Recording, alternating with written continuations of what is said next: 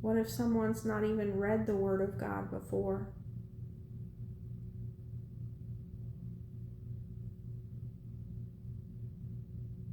Maybe you could have handed that to them and it would have made them curious about God.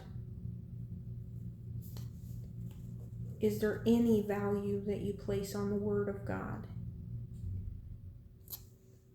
I felt an emotional response when I ripped up the picture of my kids, because I have a connection and a relationship and a love for them. Even though that was just a piece of paper, I felt that emotional turmoil to have to rip that up. Do you feel that same emotional turmoil when you have to rip up the Word of God? I didn't. And that tells me I need to strengthen my relationship with God to have that emotional connection. I want to have the emotional connection. What I felt over having to rip up the picture of my kids, I should have an emotional response 100 million times more for God. So it just opens my eyes to, hey, I need to reprioritize where my treasure lies. Are my kids my treasure? Absolutely, and that's okay. But I need to make sure that my ultimate treasure is Jesus.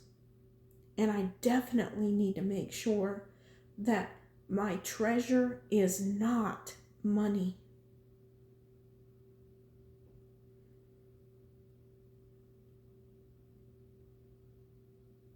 The good news,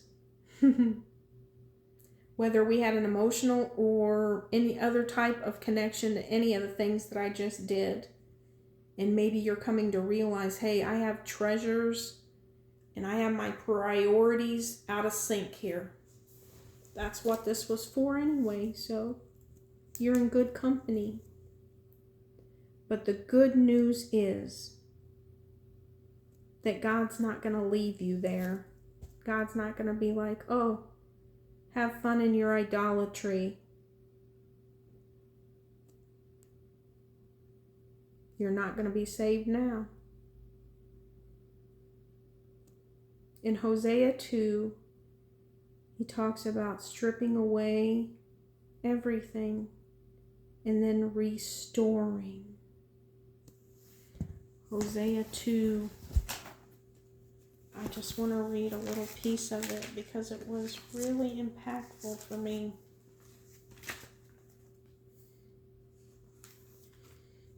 Get it. Okay.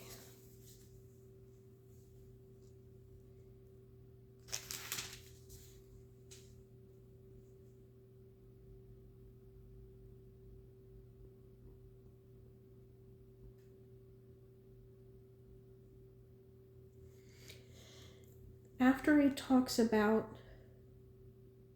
stripping away everything from her, so this is talking about Israel, but it's talking about Israel as if it's his wife. And he's talking about stripping everything from her. And then it says,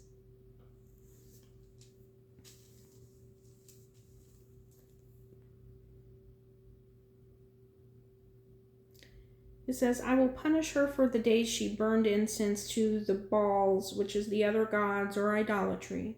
She decked herself with rings and jewelry and went after her lovers, but me she forgot.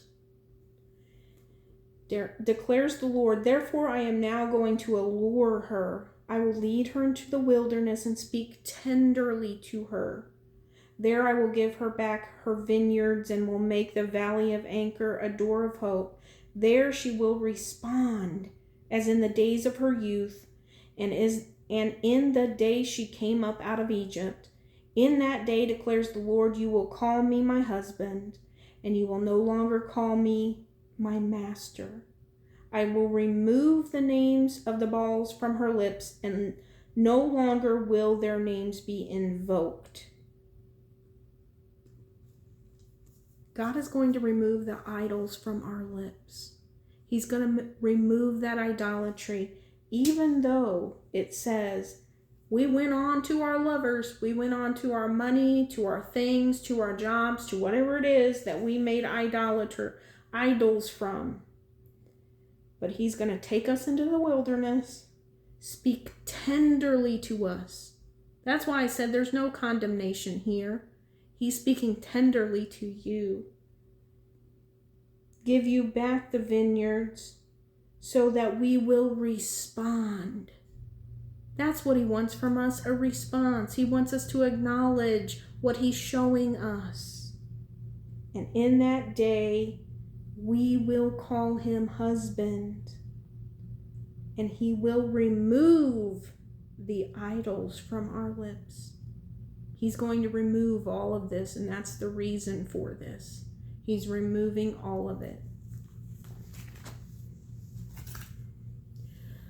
My phone is about to stop the video because I have too much on storage, so I'll be right back.